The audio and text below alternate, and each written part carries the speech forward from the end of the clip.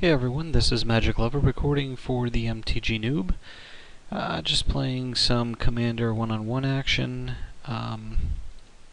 Unfortunately, this game did not record while I was playing it. I guess I had the mic turned off, so this is actually just a recap using the replay.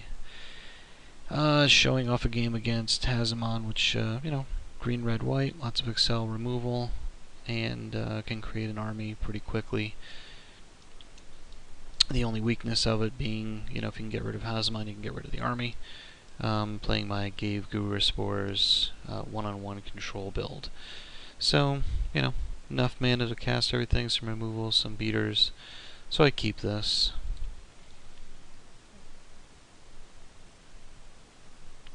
We both build up for a couple of turns. I want to get rid of that Jeet as quickly as possible, since that thing usually just wrecks me. Use Lingering Souls to get a couple guys out, just to be able to start putting a little pressure on. Get a few points out there. And then I go for the acceleration in Explosive Vegetation.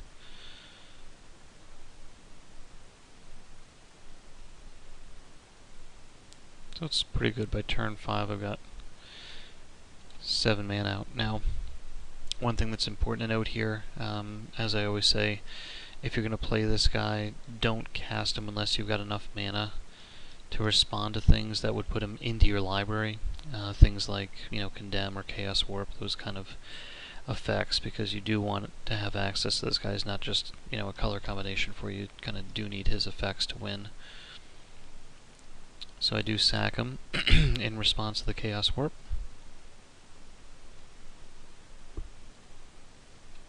Garrett comes down, and that's a bit of a threat, both with the card draw and the token generation. So I go for the Hornet Queen.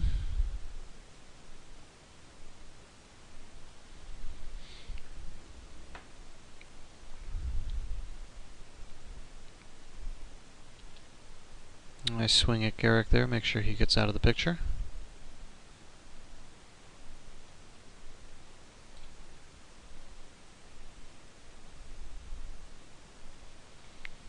Now here's an interesting little combo that his deck's got. Conjurer's Closet pretty much just blinks one of your creatures, so you get the end of the battlefield activity ability, and Tamar is a good creature to use that on. So I'm a little nervous at this point, but again, not too worried since I've got, some removal to be able to get rid of him, and with him goes his army.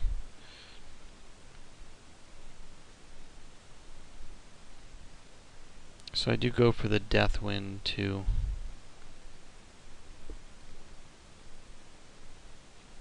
take him out into turn.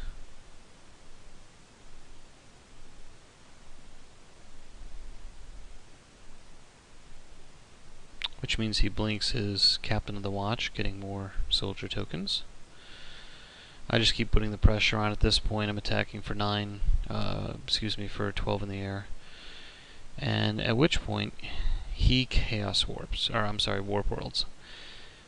So if you haven't played against this, there's a lot of text there, and pretty much you want to have as many permanents on the board as you can when this resolves, because that's another card off the top that you get to look at and put into play if it's a permanent. So I take all the 1/1 counters off of my creatures in order to have more permanents to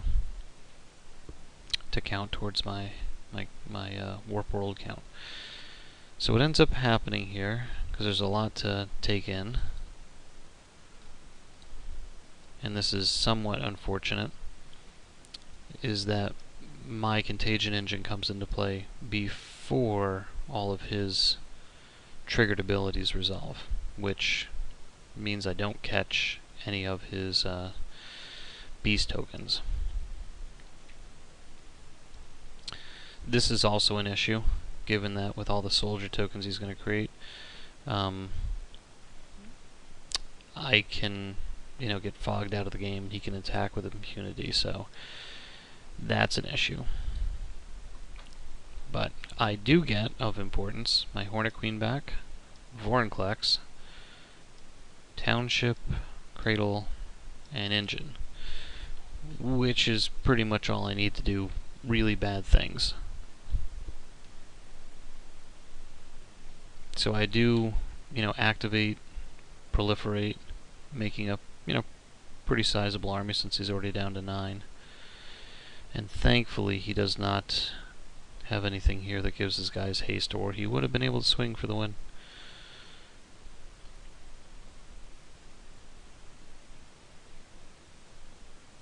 So at that point I just throw him in the air, and that's the ball game.